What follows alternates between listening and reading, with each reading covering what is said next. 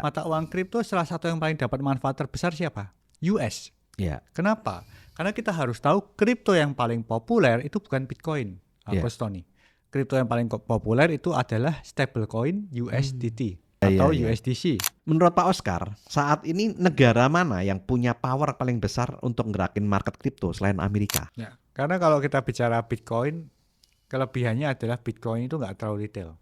Memang nggak bisa dibantah, sirkulasi Bitcoin itu banyak dipegang oleh institusi dan whale-whale besar. Jadi kalau misalkan suatu saat nih ada yang khawatir dengan harga Bitcoin akan hancur, berarti bagaimana masa depan kripto dengan adanya Dogecoin, USDT, ada kemungkinan kripto itu masih tetap eksis atau tidak, Pak? Saya merasa bahwa kripto itu tetap eksis. Tetap eksis. Tapi kripto yang eksis apa saya nggak tahu. Tapi kalau sampai tahun 2040 saya percaya Bitcoin.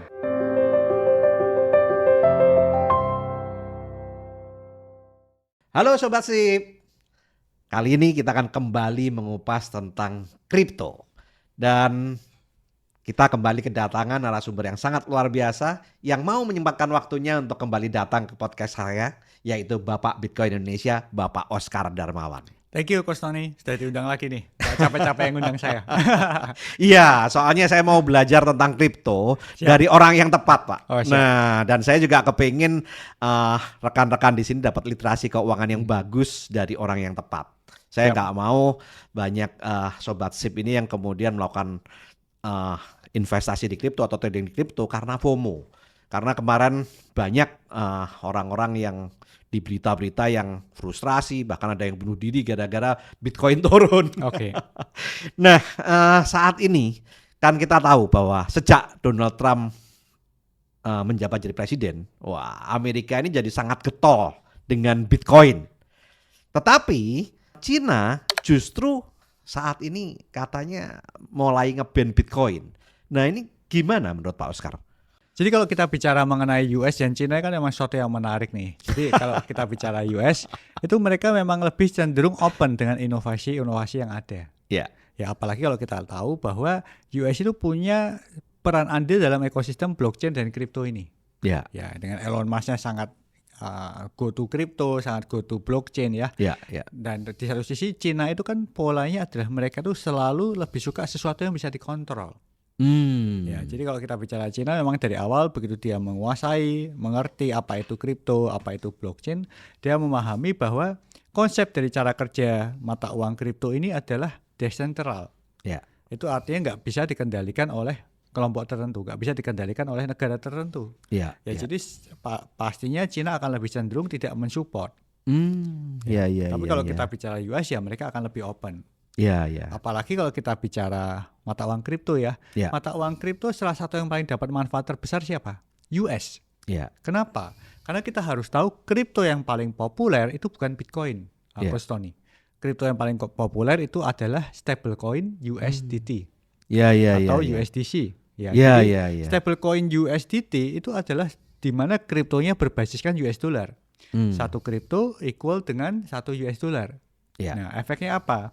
Efeknya kalau kita tahu bagaimana cara pengelolaan dana di stablecoin US dollar ini ya, majority stablecoinnya itu berbasiskan treasury US dollar. Jadi obligasi pemerintah US, siapa yang membeli paling banyak? Salah satu yang membeli paling banyak 10 besarnya itu adalah USDT. Makanya pemerintah US cenderung mendorong inovasi kripto karena itu sesuatu yang baik untuk negaranya. Nah, apakah mereka itu seperti kalau misalnya USDC, mereka yang membuat koin itu, apakah harus ada cadangan USD-nya untuk sebagai jaminan? Betul. Dan ini saya sebutkan. Kenapa US mendukung ya? Karena memang cadangan USD-nya dibelikan apa? Dibelikan obligasi pemerintah. Obligasi pemerintah US dollar. Itu sebabnya ya. Makanya semakin bagus ekosistem kripto, pemerintah US akan makin bagus. Dia itu ya. Ini bisa dikatakan untuk senjata yang digunakan untuk menggantikan petrodolar kali ya. Betul. Jadi bisa dikatakan kalau kita lihat pembeli stablecoin-nya ya 10 besarnya salah satunya USDT Tether. Nah, tapi lucunya kenapa Cina saat ini mulai nge-ban karena faksi katrol tadi, tapi dengar-dengar banyak sekali exchange luar negeri itu justru awalnya dari Cina. Karena memang nggak bisa dibantah, saat ini kan ada 2 negara nih yang sangat menguasai finance. Yang pertama Israel. Suka nggak suka Israel, orang-orangnya di finance luar biasa. Yang kedua di mana? Di Cina. Ya, kan ini kedua negara yang memang mereka sangat into financial side. Apalagi kalau ini berhubungan dengan teknologi. Maka kalau kita lihat semua yang berhubungan dengan kripto dan awal-awalnya semua itu berangkatnya dari Cina. Ya, sampai sekarang pun miner terbesar dalam arti yang memproduksi alat miner perusahaan Cina. Tapi yang memproduksi terbesar Cina ya. Cina, ya. Tapi karena kalau kita lihat negaranya tidak tahu support, bahkan negaranya lebih cenderung tidak mau itu mengganggu ekosistem ekonomi di negaranya ya. Kemudian mereka diminta untuk melakukannya di luar Cina. Jadi kalau kita bicara mengenai Cina ya, Cina itu kan selalu cenderung negaranya mengontrol nih. Biarpun alat produksi minernya semua dari Cina, tapi karena pemerintahnya berkeinginan listriknya itu nggak dipakai untuk produksi Bitcoin. Makanya mereka meminta untuk keluar dari negaranya. Itu ada penyebab itu ya? Tapi tetap tempat produksinya di Cina ya, jangan salah. Produksi mesin minernya tetap di Cina. Cuma miningnya tidak di Cina. Penyebabnya? Penyebabnya karena listrik di Cina itu listrik subsidi. Jadi setiap satu listrik yang digenerate itu dijual pemerintah di bawah harga mereka produksinya ya. Itu luar biasa Cina. Jadi dia berusaha listriknya dibuat semurah mungkin. Kenapa? Karena kok biaya listrik murah, masyarakat dan manfaatnya besar. Produksinya murah, kemudian masyarakatnya juga hidupnya lebih nyaman. Kan mereka sistemnya kan sosialis ekonomis ya, kan. Jadi dalam arti mereka memang luar biasa dalam hal menata makro negaranya. Jadi lalu kita menjawab pertanyaan tadi nih, kenapa exchange juga Cina? Waktu tahun 2000, saya ingat banget, saya pernah tour di Cina kan. Di Cina saya datangi semua crypto exchange. Bahkan dulu OKX juga di Cina. Binance pun mulai dari Cina. Ya, kemudian Huobi di Cina. Yang besar-besar lah, Tron di Cina. Tapi kan kemudian negaranya mau melakukan pengetatan nih. Karena pengetatan, makanya yang dilakukan orang-orang Cina itu mereka bukan menutup usahanya, tapi mereka memindahkan usahanya dari dalam Cina ke luar negeri. Sekarang mereka banyak beroperasi dari Dubai. Mereka sempat mau beroperasi dari Singapura, tapi karena aturannya nggak sesuai, mereka memilih negara lain. Dubai sedang buka pintu sekarang ya. Dubai sedang buka pintu. Ya makanya mereka lebih beroperasi di Cina seperti Bybit. Itu kan orang Cina tuh sebenarnya punya. Bybit, Binance, OKX. Ya hampir top 20 exchange hampir semua punya orang Cina itu. Tapi lucunya pemerintahnya dikit nge-ban. Ini ironis sekali ya. Tapi sebenarnya nggak apa-apa, karena kalau kita lihat ya, saya percaya uang itu sebagian tetap akan kembali ke negaranya. Kan mereka warga negara Cina ya. Jadi mereka tetap kembali dan ya itu mungkin smartnya pemerintah Cina kalau saya rasa. Nah saya dengar untuk miners itu kan perlu suhu yang dingin. Nah kalau Dubai kan panas, gimana Pak? Kalau yang tadi dikatakan pindah ke Dubai itu bukan ini ya, bukan minernya ya. Yang pindah ke Dubai itu adalah kantor pusat. Yang pindah ke Dubai itu ada crypto exchange-nya. Crypto exchange-nya. Jadi crypto exchange-nya memang pindah dari yang sebelumnya di Cina, mereka pindah ke Dubai. Karena memang di negara Dubai aturannya diperbolehkan. Ini smartnya para crypto exchange nih. Mereka mencari base operasi yang kira-kira memperbolehkan perusahaannya beroperasi. Jadi yang pindah exchangernya. Betul. Bukan minersnya. Bukan minernya. Tapi kalau minernya memang mereka harus memilih tempat yang seefisien mungkin. Efisien dalam arti apa? Yang pertama listriknya harus murah. Yang kedua suhunya harus sesuai. Harus dingin ya. Harus dingin. Jadi kalau memang kita bicara itu baru mereka memilih negara-negara yang dirasa sesuai. Salah satunya Mongolia. Mongolia itu kan menjadi negara yang cukup populer untuk mining ya. Atau negara-negara yang dekat-dekat Rusia tuh. Karena biaya listriknya murah. Ya sekali lagi kelebihan negara sosialis adalah listriknya murah.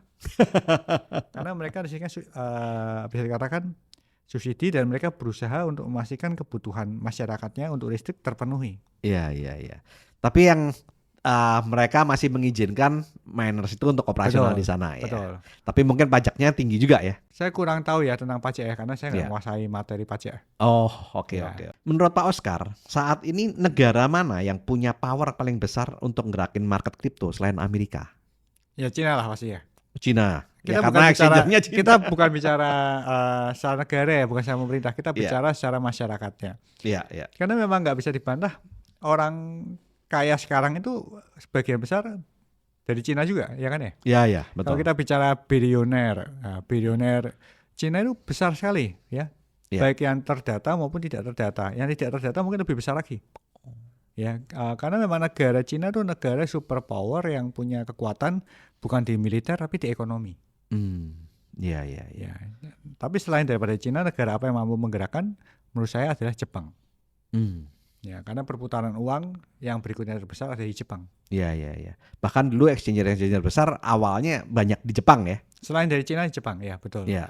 Karena memang perputaran uang Asia ini kan di Cina dan Jepang. Iya. Antara di Shanghai atau di Tokyo. Ya, tapi uniknya justru exchanger yang besar dari Amerika justru sedikit ya. Padahal negara yang paling istilahnya paling gencar saat ini untuk kripto. Beberapa exchange top 5-nya ada dari US loh. Jadi seperti Coinbase itu base-nya US. Gemini base-nya US. Kenapa baru sekarang ini mereka besar? Dulu enggak. Kenapa? Karena aturan di US itu kompleks. Salah satu negara untuk mendirikan crypto exchange dan paling kompleks itu di US. Karena US itu base-nya adalah negara federasi. Bukan seperti Cina yang terpusat, bukan seperti Rusia atau negara Indonesia, itu kan terpusat tuh ya. Aturan pemerintah pusat mengatur semuanya. Tapi kalau di US itu ada namanya negara bagian. Jadi untuk beroperasi mereka bukan cuma nge-apply izin di pusat. Jadi kalau mau operasi crypto exchange ya itu nge-apply di semua negara bagian tuh. Jadi harus di Florida sendiri, di New York sendiri. Ya itu gitu. Yang membuat dulu kenapa crypto exchange nggak bisa beroperasi di US. Sampai akhirnya keluar aturan yang lebih mudah. Ya sekarang baru mereka mulai kembali nih ke US. Di US mulai muncul berbagai crypto exchange. Tapi nggak murah. License di US nggak murah. Nah, saat ini Elon Musk kabarnya juga mau nerbangin alat mining Dogecoin ke luar angkasa ya. Itu menurut Pak Oscar gimana? Nah, Elon Musk ini suatu yang menarik lagi nih. Karena kalau Elon Musk itu kan sebenarnya dia kan bisnisnya macam-macam ya. Tapi bisnisnya yang macam-macamnya itu kalau kita lihat itu mengarahnya ke satu hal. Bahwa dia percaya bahwa manusia harus bisa melakukan ekspansi ke planet lain. Bukan ke negara lain. Ekspansi ke planet lain ya. Kalau Elon Musk itu kan pandangannya malah jauh lebih ke depan tuh. Jadi kalau inovasinya dia seperti mobil listrik ya. Betul. Terus kemudian inovasinya dia seperti robot, seperti berbagai PayPal juga inovasinya Elon Musk tuh. Mata uang digital awal-awal sebelum Bitcoin kan PayPal ya. Betul. Dan lain sebagainya. Itu sebenarnya inovasinya yang paling terkenal sekarang adalah roket yang bisa terbang kemudian bisa mendarat lagi. Semua inovasi ini mengarah bagaimana caranya supaya manusia bisa melakukan perjalanan ke luar dari bumi, kemudian mendarat di Mars dan Mars harus bisa balik lagi ke bumi. Nah, kalau kita bicara mengenai kripto sekarang, kripto itu adalah salah satu mata uang yang paling ideal kalau diterapkan di negara yang tanpa pemerintahan. Kalau kita bicara Mars itu kan kita bicara sebagai planet yang belum ada basis negaranya. Jadi bebas melakukan inovasi apapun. Mungkin salah satu alasan kenapa Elon Musk tertarik dengan Dogecoin ya, itu karena dirasa Dogecoin bisa digunakan di Mars. Mungkin. Itu salah satu yang pandangan saya ya, karena bisnisnya tuh kelihatan terpisah-pisah tapi semua jadi satu loh. Kalau menurut Pak Oscar sendiri kira-kira bagaimana Dogecoin itu? Dogecoin itu sesuatu yang menarik ya. Sesuatu yang menarik dalam arti kontroversial. Cuma kelemahan Dogecoin itu adalah terlalu retail. Jadi pemegang retailnya terlalu banyak. Itu positif negatif tuh. Kalau di saham kalau tahu retail harganya susah naik. Tapi kelebihannya apa? Utility-nya. Retail artinya lebih dipercaya masyarakat. Ya plus minus makanya. Nah, terus kira-kira perbedaannya dengan Bitcoin bagaimana? Perbedaan dengan Bitcoin, Dogecoin dan Bitcoin itu sebenarnya sesuatu yang munculnya kurang lebih berdekatan kan. Karena Dogecoin itu sebenarnya turunannya dari Litecoin. Nah, Litecoin itu dulu dibuat dengan konsep yang meniru Bitcoin.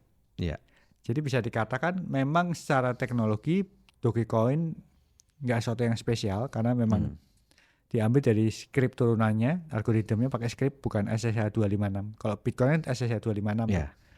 Nah, script itu yang diinovasikan dari Litecoin. Cuma Dogecoin itu suatu koin yang berangkat dari orang iseng-iseng bikin, bahkan foundernya Dogecoin sendiri kan sudah give up. Sebelum diambil Elon Musk ya. Oh gitu. Itu sudah give up duluan. Sudah give up, menjual semua koinnya, ditukar sama satu mobil Honda Civic kalau saya nggak salah. Ya. Sangat murah ya. Iya, sudah lama banget tuh. Sebelum Dogecoin populer. Oh. Ya. Jadi yang nyiptain malah nggak sempet kaya di Dogecoin malah nih. Nggak tahu juga ya saya. Mungkin disimpan dikit-dikit ya kali mungkin ya. Mungkin aja saya nggak tahu. Ya. Cuma yang pasti Dogecoin itu berangkat dari fans ke retail, kemudian Elon Musk ikut menggerakkan karena dia punya cukup banyak, dia iseng-iseng ikut menggerakkan dengan suara-suaranya. Iya. Sebenarnya dia nggak beli pun, dia ngomong tweet apapun harganya bergerak. Iya. Nah sekarang dengan kondisi seperti itu, lucu ya, Dogecoin kan hampir sama basicnya dengan Bitcoin. Sedangkan Dogecoin ternyata sampai pemiliknya pun frustrasi gitu kan. Nah tapi Bitcoin justru terus melambung tinggi. Apa yang menyebabkan Bitcoin ini nilainya sedemikian berharga? Ya, karena kalau kita bicara Bitcoin, kelebihannya adalah Bitcoin itu nggak terlalu retail. Memang nggak bisa dibantah, sirkulasi Bitcoin itu banyak dipegang oleh institusi dan whale-whale besar. Nah ini yang membedakan Dogecoin dan Bitcoin nih. Kalau Dogecoin dengan dia retail banget, itu artinya untuk kenaikan harganya lebih susah. Iya. Karena buat Dogecoin begitu dia naik dikit, orang langsung taking profit. Retailin gitu. Iya betul. Sedangkan Bitcoin, karena kita bicara Bitcoin itu lebih terpusat pada sekelompok orang tertentu, whale-whale besar, mereka cenderung nggak terlalu peduli dengan harga Bitcoin naik turun. Volatility mereka nggak peduli. Betul, ya. termasuk institusi pun membelinya lebih ke Bitcoin kan. Iya. Ya, ini kelebihan daripada Bitcoin. Dan yang kedua, kalau kita bicara jaringan mining yang mengamankan Bitcoin, itu jauh lebih kuat secara algoritma ya. Iya. Ya, jadi kalau kita sudah bicara komponen itu, makanya sudah jelas kenapa Bitcoin lebih menarik. Iya. Tapi sekali lagi kalau kita bicara sebagai fungsi payment, Dogecoin bisa digunakan. Kenapa? Karena retailnya lebih banyak megang. Dan lebih murah untuk payment. Iya, betul. Makanya saya percaya ini kembali ke konsepnya si Elon Musk. Kenapa tertarik ke Dogecoin? Saya kira karena fungsi paymentnya. Fungsi payment lebih ke arah sana ya. Lebih ke arah sana. Kalau kita bicara manusia berangkat ke Mars ya, saya berandai-andai kalau saya berangkat ke Mars, itu pun yang dibutuhkan salah satunya adalah mata uang. Iya. Mata uangnya harus benar-benar merata kan, tidak dikuasai siapapun. Semua negara yang berangkat ke Mars mau menggunakan, mungkin penggunaan kripto bisa jadi alternatif tuh. Jadi kalau misalkan suatu saat nih ada yang khawatir dengan harga Bitcoin akan hancur, berarti bagaimana masa depan kripto dengan adanya Dogecoin, USDT, ada kemungkinan kripto itu masih tetap eksis atau tidak, Pak? Saya merasa bahwa kripto itu tetap eksis. Tetap eksis. Tapi kripto yang eksis apa saya nggak tahu. Tapi kalau sampai tahun 2040 saya percaya Bitcoin. Bitcoin ya. Setelah sampai 2040 bagaimana? Masih tahu. Belum jelas. Iya. Karena masalahnya sekarang juga masuk era quantum computing kan. Iya. Quantum computer ini cukup mengancam sistem private key public key daripada Bitcoin. Iya. Tapi saya percaya akan terjadi fork sih. Terjadi fork untuk memperbaiki sistem generate public key private key-nya Bitcoin. Selalu gitu kok. Di teknologi itu setiap ada tantangan, ada solusi. Iya. Itu kan kelebihan manusia. Kenapa manusia bisa terus bertahan sampai sekarang? Karena kita selalu adaptif. Adaptif ya. Iya. Yang akan eksis bukan siapa yang paling kuat, tapi siapa yang paling adaptif gitu, Pak ya. Iya. Nah, sekarang kita masuk ke Indonesia, Pak. Nah, ini menurut Pak Oscar kan kemarin katanya undang-undang yang dikeluarkan sama Indonesia mengenai aset kripto ini kan masih sampai saat ini belum jelas ya Pak ya. Itu kira-kira bagaimana Pak?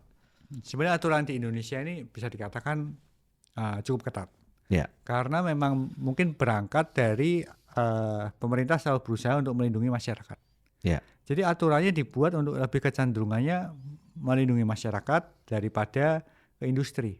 Ya bisa dimengerti sih. Karena memang tantangan Indonesia adalah financial literacy kita masih rendah. Ya.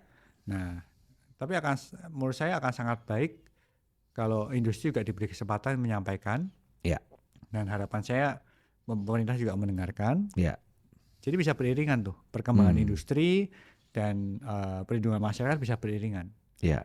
Jadi kemarin seperti revisi RUU P2SK itu kan beberapa yang kontroversial cuma 2 komponen sebenarnya. Apa Pak? Nah, misalnya komponen yang pertama adalah semua sistem diatur di bursa. Ya. Jadi bukan lagi di crypto exchange.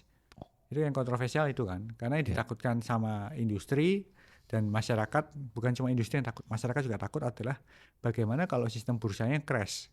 Ya, kalau sistem bursanya crash artinya kan satu ekosistem Indonesia runtuh tuh. Ya. Karena kalau kita bicara di US atau di Cina atau di Dubai, di Jepang, di Korea, dimanapun, mereka pendekatannya lebih ke setiap crypto exchange dia punya sistem sendiri-sendiri. Jadi pada saat kemarin Korea kehack misalnya, Korea kehack itu yang down ya cuma satu exchange. Industrinya tetap tumbuh tuh yang lain. Karena masing-masing di crypto exchange berdiri sendiri ya. Nah ini yang mau diatur Indonesia di bursanya ya. Betul. Sehingga kalau bursanya kehantam bisa kena semuanya ya. Karena sistemnya dipindah. Tapi ya saya nggak ngerti sih. Kita lihat aja bagaimana arah pemerintah dan bagaimana pemerintah mendengarkan aspirasi yang ada. Iya. Atau mungkin justru kalau misalkan di bursa itu menjadi security-nya lebih aman gitu. Kalau desentralisasi di sana gitu. Karena kalau exchange kan mungkin pemerintah ya mungkin aja khawatir kayak kapan hari ada Coincheck kena bobol, kemudian sebelumnya Mongo kena bobol gitu kan. Nah, kan kalau yang melakukan bursa kan mungkin budgetnya dari banyak exchanger nih, sehingga mungkin security-nya bayarnya bisa lebih mahal, sehingga lebih aman. Apakah mungkin seperti itu, Pak? Ya, kalau pendekatan dari aturan ini saya kira pemerintah mikirnya demikian. Jadi kalau bursa yang bikin jauh lebih aman.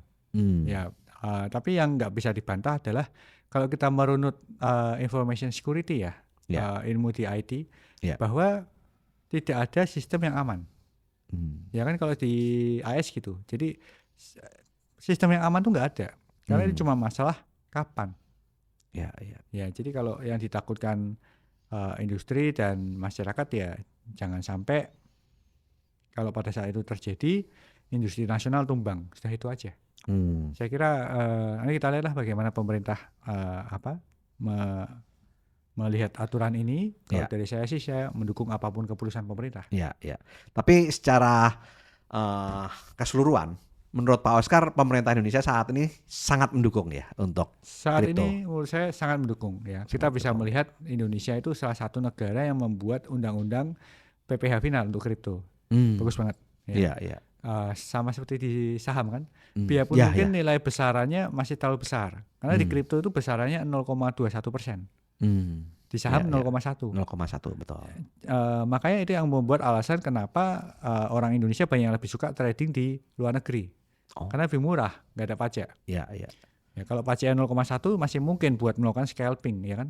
Trading saham atau kripto sama.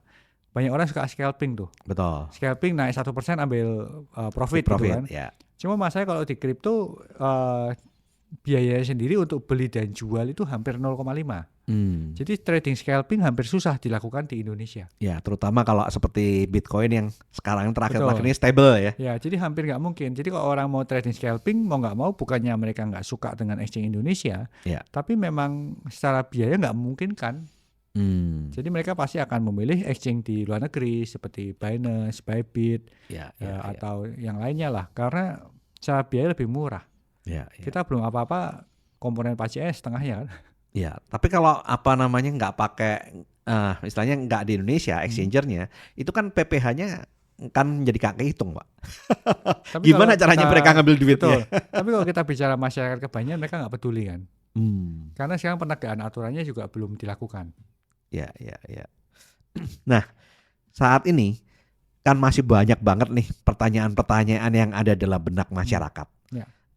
Kira-kira kalau Pak Oscar misalkan ini memberikan lebih jauh. Ini kan kita kalau podcast kan paling waktunya cuma 20-30 menit ya Pak Oscar.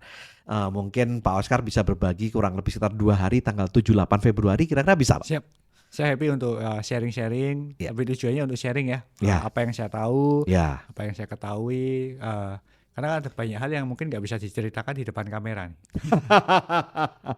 Ya. Karena ada hal-hal yang mungkin lebih teknis juga ya. Kalau diceritakan di kamera pening di kepala. Betul, dan waktunya juga kurang. Orang salah paham malahan. Malah salah paham, malah salah ngambil keputusan. Betul, ya. Ya. Dan yang terutama Bapak akan sharing tentang literasi keuangan secara detail tentang kripto gitu. Oke. Jadi bagi para sobat SIP, kalau Anda ingin tahu lebih jauh mengenai dunia kripto dan Anda ingin serius berinvestasi atau trading kripto, Anda bisa hadir tanggal 7 sampai 8 Februari di Jakarta bersama dengan saya dan Pak Oscar Darmawan untuk kita sharing bersama di tanggal 7 sampai 8 Februari. Oke, terima kasih. Lakukan terus saving, investing, protecting agar hidup Anda makin sip. Saya Tony Hermawan Adikaryo, sampai jumpa di Puncak Kemakmuran.